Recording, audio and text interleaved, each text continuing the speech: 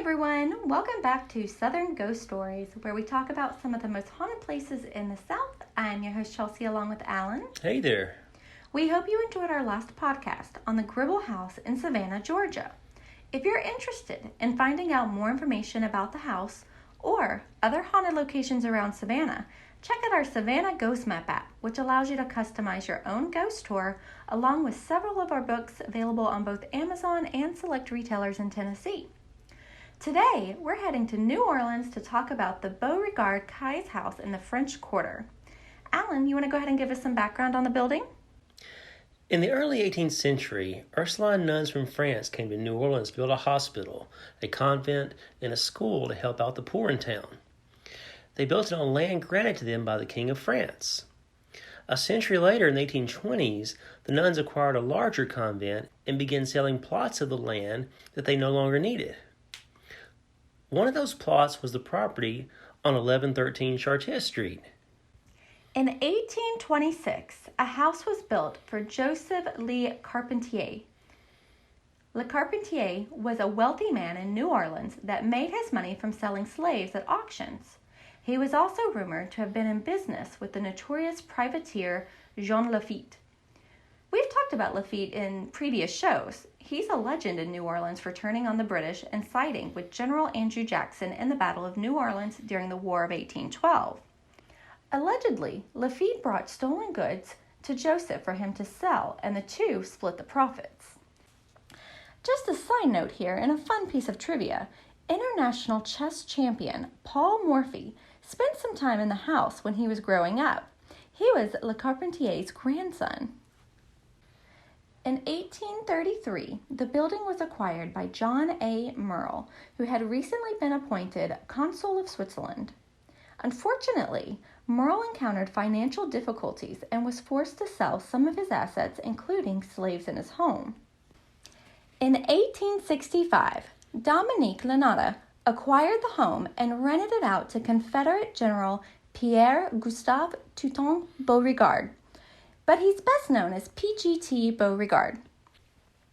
Beauregard was a highly decorated soldier who rose to prominence in the Mexican-American War. After the war, he was named superintendent of the United States Military Academy at West Point. However, when his home state of Louisiana seceded from the Union 5 days later, he quickly resigned his position. Beauregard went home to Louisiana and he joined the Confederate Army. He was eventually appointed a brigadier general by Jefferson Davis, who was the president of the Confederacy. Now, Beauregard's career as a Confederate general, it wasn't necessarily very good. He was demoted, relieved of his command, reassigned, and re-promoted during the war. In fact, it's believed that Beauregard cost the Confederacy a victory at Shiloh, which in effect could have turned the tide, or at least been a major blow to the Federal Army. With Union General Ulysses S. Grant's forces penned in late on the night of April 6, 1862, Beauregard ordered his men to stop and wait until the next morning to finish the Yankees off. Grant and some reinforcements from the Army of Ohio launched a massive counter-assault the next morning, and they ripped victory from the jaws of defeat. As the war wound down, Beauregard was one of the men who convinced President Jefferson Davis that the South was done and surrender was the only option. After David surrendered and the war was over, Beauregard had no place to go since his wife died during the war, and her estate was sold by her family. Beauregard, along with his children, went back to New Orleans and lived in the house at 1113 Chartres Street that now bears his name. While living in the home for 3 years with his new wife, Beauregard was said to be distraught while he lived on the property. Legend has it that he walked around the house and the property, often reflecting about the 10,000 plus casualties that took place under his command in the Battle of Shiloh. Unlike most Confederate generals, Beauregard didn't immediately take the oath of allegiance to the United States. Robert E. Lee talked to him and convinced him to do it. 3 years later, he received a pardon from President Andrew Johnson. After the war, Beauregard dabbled in local politics and entertained moving to Brazil to be a general in their army. In the end, he stayed in New Orleans and eventually took a position with various railroad companies, and he also wrote a few books. Beauregard even considered running for public office in Louisiana and even received permission from President Ulysses S. Grant to do so. Ultimately, he never did, and he enjoyed making appearances around the South as one of the only living Confederate generals until his death in 1893. In 1904, the home was sold to Corrado Giacono, who operated a grocery business in the building. In the early 20th century, local businesses were terrorized by a group of Italian mobsters known as the Black Hand. They demanded payment for protection. If you didn't pay up, you would have to deal with the heavies that the Black Hand sent to collect. After receiving numerous threats, Giacono refused to pay. 3 men came to the house to deliver a message to the local businessman. However, unbeknownst to them, Giacono and 2 family members were armed and waiting for them. As the mobsters approached the property, a firefight broke out and the guys from the Black Hand were killed. The Giaconos were brought in, but were released after it was determined that they killed the members of the mob in self-defense. The home changed hands a few times before it was sold to the Beauregard Memorial Association, who wanted to preserve the building and keep it from being torn down. In the 1940s, the property was bought by author Frances Parkinson Keyes. She immediately began to restore the house and lived there until her death in 1970. The home would be turned into a museum and has also become a popular wedding venue in the Crescent City.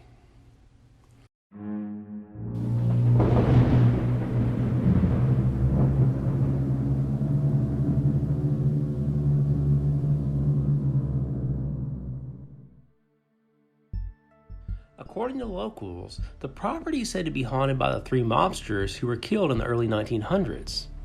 Shadow figures have been seen around the house, and strange noises have often been heard.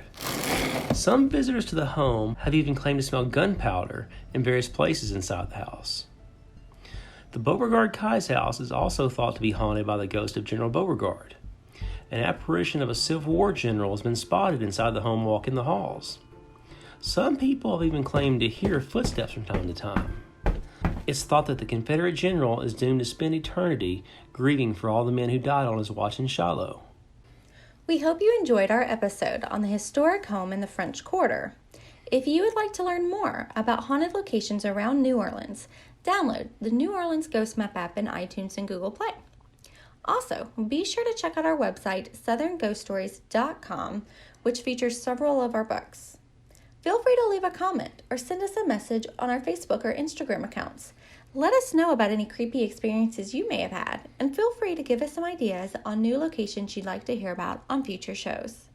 Now, some of those books Chelsea mentioned are Southern Ghost Stories, Historical Hauntings, Ghost of Gallatin, Haunted Hotels, and Murfreesboro, Spirits of Stones River.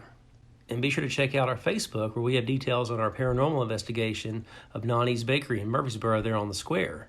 It's on October 23rd, and we only have a few tickets left, so please check it out. Be sure to subscribe and leave a 5-star review. Those reviews are very helpful, and we appreciate everyone who's taking a few minutes to do it for us.